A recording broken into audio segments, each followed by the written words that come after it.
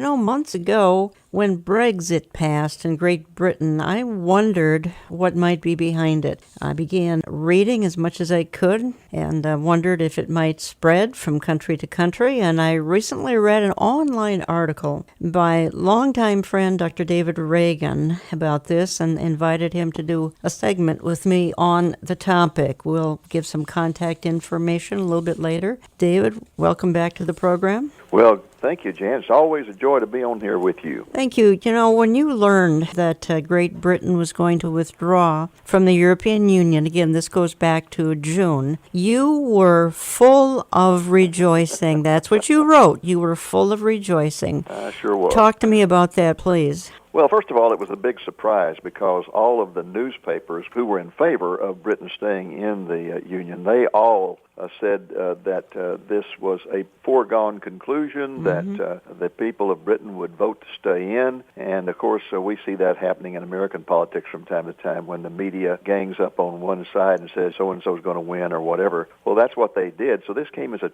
total surprise to the British people and to me. The vote was not even all that close, but the British people voted to pull out in what's called Brexit, combination of Britain and exit. And I was rejoicing for a number of reasons. For one thing, I always rejoice when I see any kind of multinational or international organization weakened in any way, and particularly in this situation. And that's because I believe that any form of internationalism, any form of international, multinational organizations is in rebellion against God's will. We're told in Acts 17 that God is the one who has set the boundaries of all the nations, and when political leaders try to contradict that and go across those lines and establish multinational and international organizations, I think they're in defiance of God's will. And we can see that back when mankind, at the very beginning of the Bible history, when mankind decided to build the first multinational organization, and that was with Babylon, when they were going to build the tower. They're going to reach up to the heavens. And God was so disturbed by that he confused their languages and just scattered them all over the earth. And I think there's a number of reasons why he does that, but the most important, I think, is because these types of organizations, first of all, a monument to man's ego, like the League of Nations or the United Nations, they're a monument to man's ego. And they try to unite people across boundaries in such a way that it always ends up with man exalting himself instead of man exalting God. So I just am opposed to multinationalism, and I believe God's will is for us to have national states. So that's one reason I rejoiced. Another reason was in the year 2000, I was invited to go to England and spend an entire month preaching there. And it was a real eye-opener in many respects. So for one thing, I was shocked at how pagan the country was and how very few people even went to church. And only 7% of them even go to church anymore. And I could see that we were walking down the same path. But the thing that I discovered that really disturbed me was how people there were very, very upset over their loss of freedom in the European Union. What most people do not realize, Jan, is that when a nation joins the European Union, they surrender a great portion of their sovereignty, and it continues as they go along. For example, every member of the European Union, a person who, let's say, goes to the Supreme Court of a member nation like France and loses, they can appeal to the European Union's court. The European Union's Court of Justice can overrule any decision made by the Supreme Courts of the member nation. So that, for example, if we were a member of the European Union and somebody took a case to the U.S. Supreme Court and they lost it, they could then appeal it to the European Court of Justice. Now, that's a real loss of sovereignty. People were getting very upset about that. Well, David, when this broke, again, this is back in June, let me just say that I was really puzzled because I know government has to all come together, not part. Government's got to come together in some kind of global government rather than breaking apart. So that's right. This totally baffled me, and then I began looking at it a little more closely.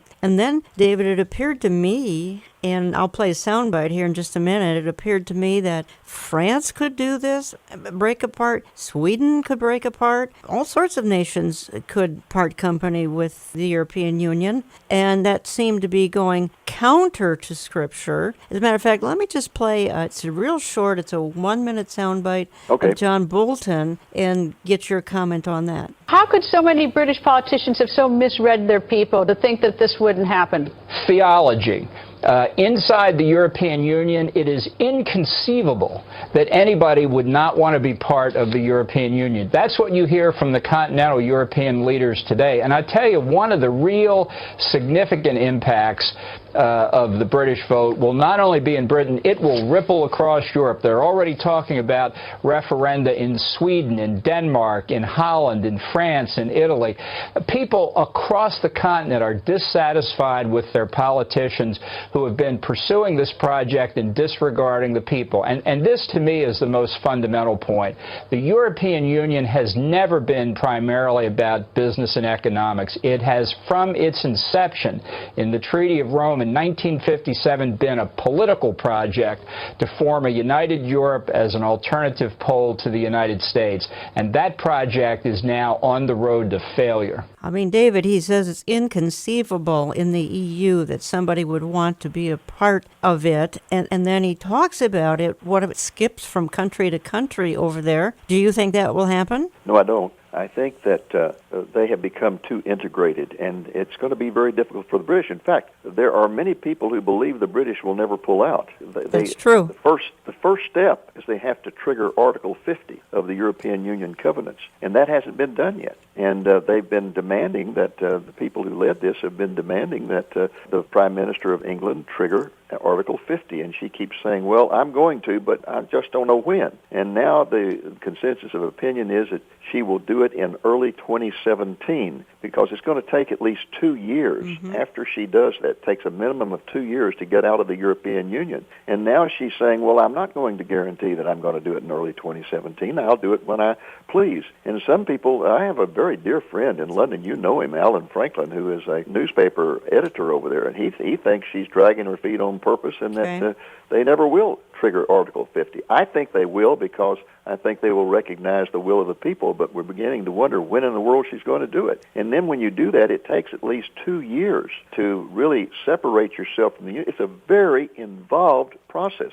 A lot of negotiations have to go on. The British want to stay in the free trade union. They want to be able to trade freely with all the members, and that's possible that they could do that. But on the other hand, the European Union is saying, if you want to stay in the free trade aspect of our organization, you must agree to accept immigration from throughout the European Union. Yes. And that was the main thing that fueled the vote, was to stop all this influx of foreigners into England, particularly Muslims. So I would say that was the most important element in the vote. And yet the European Union is saying, we'll let you participate in our free trade only if you will agree that you're not going to put those limitations on immigration. So that's the starting point for the negotiations. You're listening to Understanding the Times Radio. I'm Jan Markell. I have on the line from Texas Dr. David Reagan. Been working with David for a number of years. He heads Lamb Lion Ministries, lamblion.com. Looks at a lot of the issues of the day from the angle of Bible prophecy. David, just in the interest of time, and there are other reasons that you are glad about Brexit, and we can revisit them if we have time,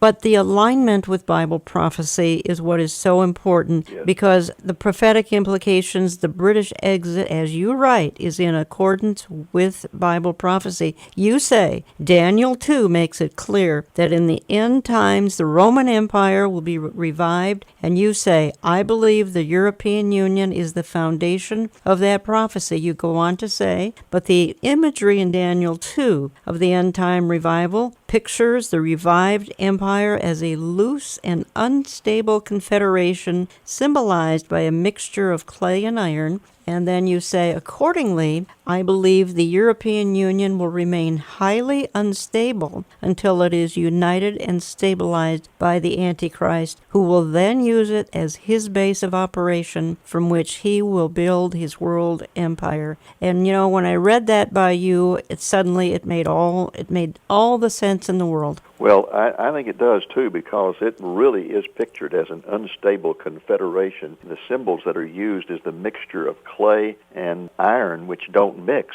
and it gives a very strong image of instability. And I think that's going to be the characteristic of the European Union until the Antichrist steps forward, takes over the whole thing, and uses it, stabilizes it, and uses it as the base for his world empire. And you told me that you believe the Antichrist will headquarter out of Rome. Alabama. Yes, I do. I Yeah. have a lot of good Bible prophecy colleagues who think it's going to be out of Babylon, and I respect them and their opinions. I would say that, for example, in the Pre-Trib Society, they had a debate about this one time, and there was about 50-50. So these are all people who interpret Bible prophecy from its literal, plain sense viewpoint, but about half of them think it's going to be in Babylon, the other half think it's going to be in Rome. I think it's going to be in Rome because in Revelation, the book of Revelation, it mentions it's going to be in Mystery Babylon. Mm-hmm. Well, that's a tip-off immediately when it says Mystery Babylon. That's using code language. After all, John was in a prison island under the control of the Romans. He couldn't write against the Romans, so he just used code language. It's going to be Mystery Babylon. And everyone in the first century understood that. For example, when Peter wrote his first epistle, he ended it by saying, I give you greetings from those in Babylon. Well, he wasn't in Babylon. He was in Rome. But that was the code word that first century Christians used for Rome. And furthermore, in Isaiah it says that once Babylon is destroyed, it will never be rebuilt again. That's been true. It came true in Bible prophecy. So I think it's going to be Rome. We're told that he's going to rise out of the people who destroyed the city of Jerusalem in 70 A.D., and that was the Romans. So I think he will be someone of Roman descent, and he will rule out of Rome and unite the world behind him. And then you go on to cite some other reasons why you were, as I said, as I introed this, you were rejoicing. Well, as I was saying, I was over there for a month, and I saw people just chafing under the rules that were being handed. Rule after rule after rule from the bureaucracy of the European Union, forcing them to, for example, give up their historic measurement system. And you'd go to a service station, and people were now pumping in liters instead of gallons, and they didn't know what the difference was. They had to have charts on the pumps to understand this, and people going to the market and saying, I want 4 pounds of meat, and the guy's saying, well, I have to give it to you in the decimal system, and they said, no, I want 4 pounds of meat. So they'd give them 4 pounds of meat, and then they would come and arrest them. They actually arrested butchers because they weren't using the decimal system, which is crazy. And then they started just regulating everything in the life of people, so that they said, okay, let's have legislation from our parliament so that we can overrule. And that went to the European Court of Justice, and the European Court of Justice ruled that any law on a domestic level that contradicted with a European Union law was unconstitutional. European Union law overrides all local law. Again, a great loss of sovereignty on the part of these nations. But the biggest thing was the no control over their borders. What most people do not understand is all members of the European Union have open borders, just like we do here in the United States. So that somebody living in France can move to Britain without Britain's approval, and somebody in Britain can move to France, and back and forth, just like I can go from Mississippi to Texas or whatever without anybody's approval. And this was causing a tremendous influx of Muslims into England. In fact, Jan, this is the fundamental reason that the European Union itself has never accepted Turkey into its membership. Turkey has plied for years, and the European Union always finds a reason not to accept them, because they know that the moment they accept Turkey, it's going to open the floodgates for millions of Muslims to flee out of Turkey into all over Western Europe.